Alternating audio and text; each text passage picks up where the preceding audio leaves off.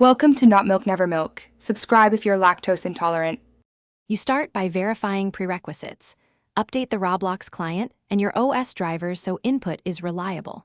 Next, open Roblox settings and test keyboard, mouse, and controller response to isolate hardware versus software.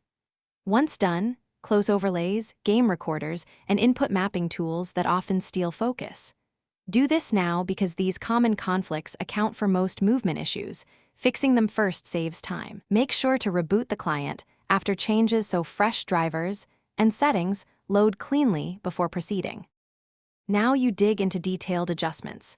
Change Roblox graphics mode to manual and lower render quality if stuttering affects movement responsiveness.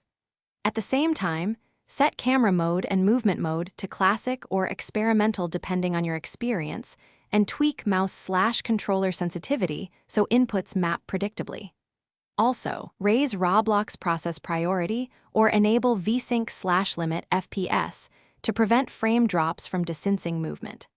Once tuned, test in a blank place before joining populated servers so you can confirm smooth motion without interference.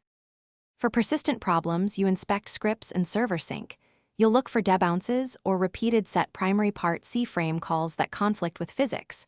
Ensure the server authoritatively updates humanoid root part and use network smoothing on the client to mask jitter. This explains why some apparent lag is actually prediction differences.